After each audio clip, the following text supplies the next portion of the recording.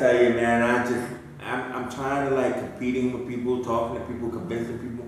You know what kind of people I'm talking about? The round people, the round earth people, the people who believe that the world is round because why? Because it obviously is. No, because obviously their parents told them so, or their teachers told them so. They have no empirical evidence about what kind of planet we live on. We could live on like a planet that's either spinning in space or just standing still underwater in Atlantis. Nobody really knows. Nobody really knows. Don't get me started. I'm trying to tell you, man. It's like we are all convinced. We're like monkeys. We're like monkeys in a barrel that are told how to think and what to do. Do you agree or you disagree? I agree that how people can manipulate you and say it's a certain way and it's not, but I cannot see any chance of it being a flat earth.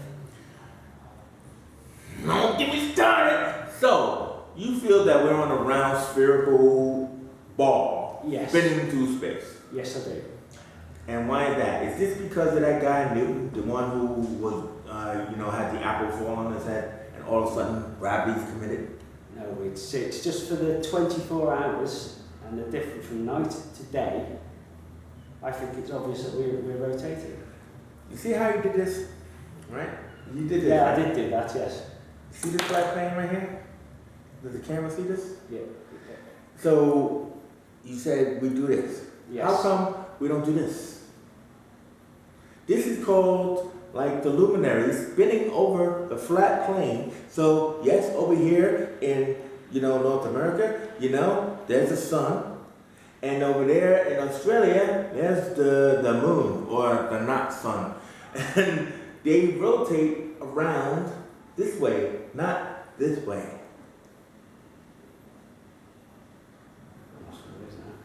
Oh man, I got a video, I'll show it to you. I put it up on here, right? Because like I just said, is that the whole luminary flat plane thing has been around for ages. We're not talking about years, we're not talking about centuries, we're talking about ages. For ages, the societies that lived before us believed in the flat earth. It's all in all the old ancient maps. Yes, but we're a bit more educated now where we can venture into space. More educated that we can venture into space. Didn't we just talk about? So, yesterday from the past. All right, well, hold on. Yesterday, I had seen a new video about the pyramids, right?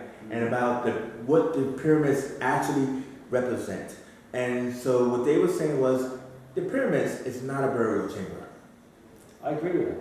They said the pyramids was actually a solar generating power plant.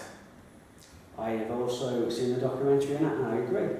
So, that means that these Egyptians running around in tunics, you know what I mean, and these headdresses, probably are not as stupid or primitive as we are led to believe. We're going to get into another subject there. Well, that's how we do. Don't get me started. We float around, but go ahead. So, yes. Do you know about that subject? I do, and I go for it. And I'm a firm believer on that basically we're an alien species, and we were brought and taught by pronounce the thing now. Anunnaki. Yes. Anunnaki. Yeah. I believe in that, and there's a lot of people that think that's stupid, but I'm a firm believer in that. So you believe in the lizard people who actually control the Illuminati? I do believe that as well. Oh, that's what I'm just right. Yes, I do believe that. But certainly they were so advanced in those days in the Egyptian times, and I also even think beyond that there was another civilization that's just got wiped out. I believe that. Well, Atlantis. What is that? Oh man, the volcano. Oh man, what begins with P? The volcano that. Oh yes, Pompeii. Pompeii. Thank you. Don't get me started. Yes. So those societies that had gone underground or burned and all that kind of stuff, that's where you get the Dead Sea Scrolls, where you get all the other old died out languages and the libraries underground and all that other kind of stuff. So people weren't as stupid as we're led to believe. We're led to believe that we are, of course, the more educated of the societies, and all the societies that came before us were not. But actually, they probably were more advanced than we were, or are. I do think we are more advanced than what they were, but I think they were taught in person. If you look at the old slabs and their drawings and their hieroglyphics, or however you say it, they show like alien species. If you look at it, the way the drawings are done, and they were treated as if they were gods. Well, they were gods. Well, yeah, I mean, it's kind of like, you're talking about like the hieroglyphics where you have like the animal heads. Yes. So like Thoth and Horus and all that, where, you know, they have human bodies, but with the head of a hawk or a head of a bird. You got bass, the turtle, all that kind of stuff like that. So yes. Yeah. So who's to say? You know, that there was no like alien intermingling bestiality kind of stuff going on. I mean, yeah, I'm telling you, don't get me started. But yeah, I mean, you know, who's to say? I've seen those statuaries where they had relief paintings of that animal, human mingling kind of stuff. Not like having sex mingling, I meant just like, you know, people with body parts. Yes, yes. Yeah, okay, good. Yes. But also you get people in civilization that have copied, they've sort of done stuff to their bodies to look More like aliens. Yeah, more look more alien-like and stuff like that. So now, when you're talking about like these Anunnaki and whatever, and I can't. Anunnaki, and it's like Yeah, something like that. Something like that. Yeah. You know, I mean, that leads us all the way back to like the whole theory of giants. Yes, yes, yes. Which the giants were actually progeny of angels and humans and everything, which all leads into like, look at that, it was like the Book of Enoch. I keep trying to figure out what that word was. Book of Enoch. Do you know anything about the Book of Enoch? Not off the top of my head. I'm sure I have studied. Supposedly it was kind of like after Revelations and everything, where it was all about how like the angels, they come down to earth and, you know, not that they were cascaded out, but it's like, you know, it's like a wild weekend. That human flesh is not that bad, you know what I mean? And that was supposed to be the birth of demigods and satyrs and giants. Oh, right, okay. And, well, because, hey, look, I'm an angel, right?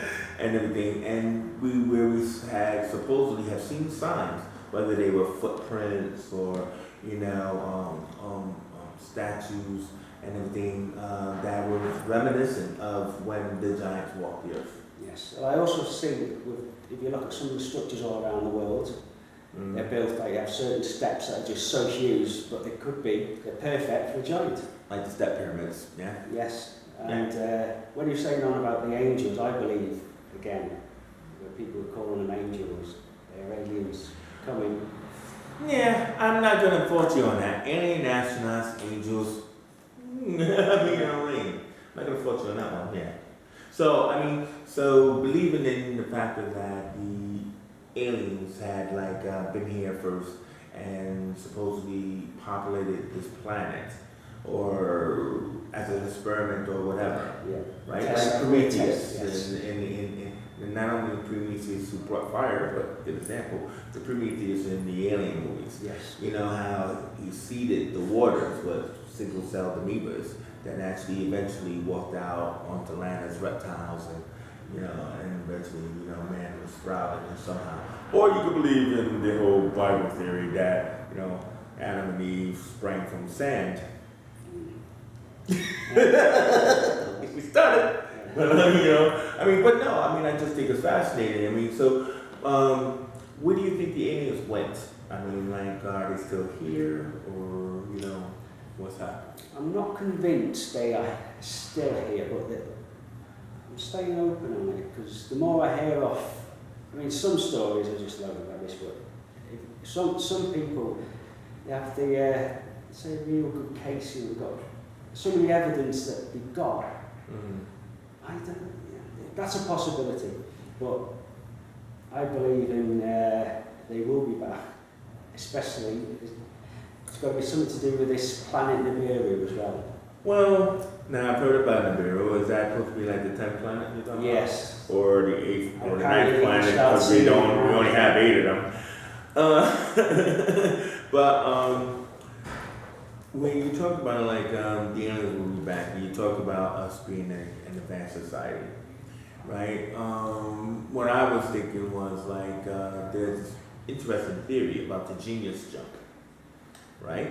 And there's an interesting theory about the fact that like as cave dwelling, man, Neanderthals, the aliens had to keep providing a genius jump, for the creatures to actually become more, intelligent and now to become spaceworthy. So what do you think about that theory of Roswell, right, where the alien spaceship supposedly crashed in 1947, right? What do you think about that being a genius jump? There's a possibility. I believe that there's an alien species came in as well. The Americans are very good at keeping that confidential as such, and the people that do come out and that apparently worked in places like obviously Area 51 and stuff like that, they seem to vanish. Oh yeah, they all vanish. But like, let me explain my genius jump theory.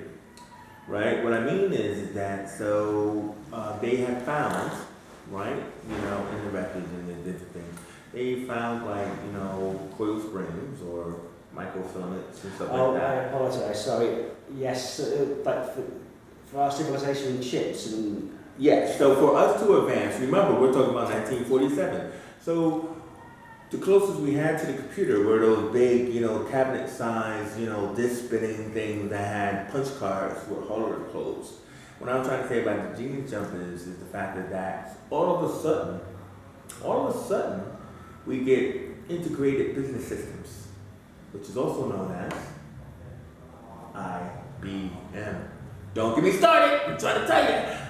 The computer actually came after Roswell.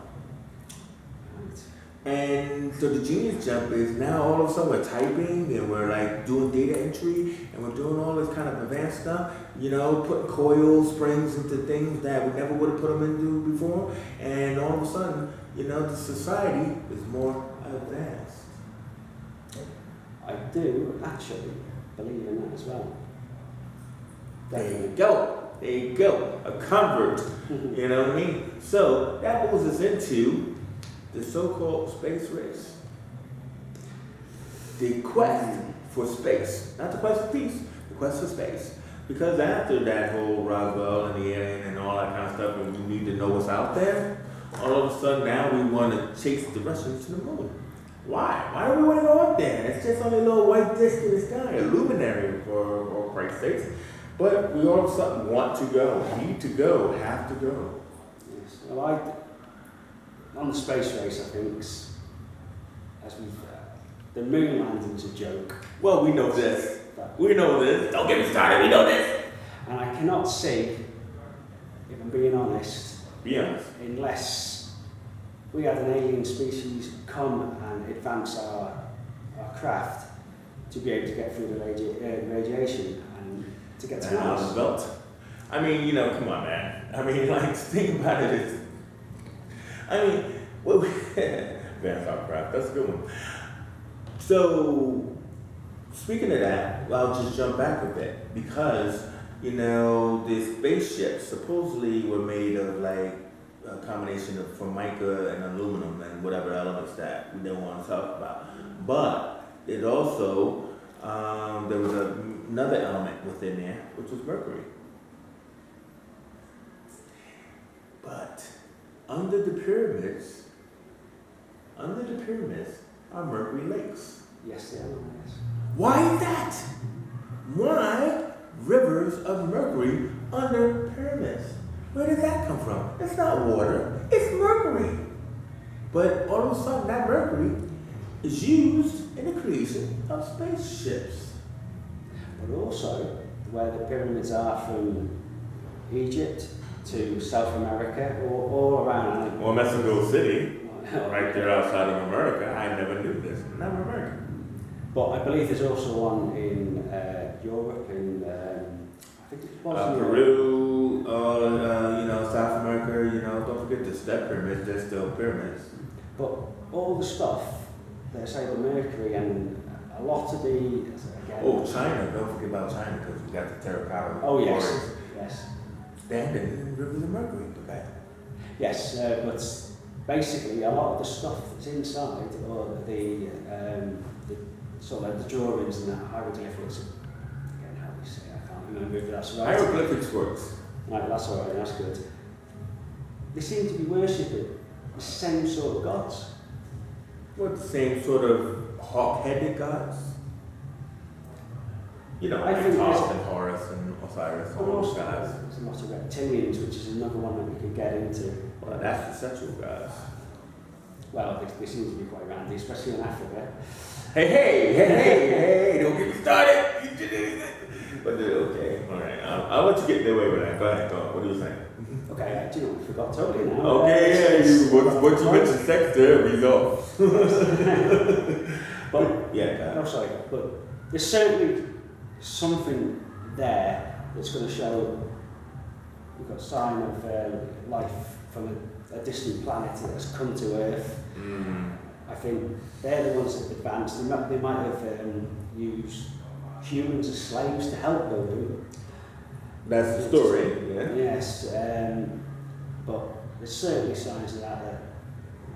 I just you know what? Like, ending that, right? Let's just look at this so-called 1,000 slaves working for 10 some odd years to build a pyramid, right? To lift limestone squares that weigh about 3 tons each. Oh, they've definitely not lifted that. Well, supposedly they have, and supposedly there are map pictures of them building scaffolding out of like wiki trees, so that way they could climb onto them. Like the kind of scaffolding that they're made of metal that are here. They were doing that supposedly outside the pyramids, and there's pictures of this.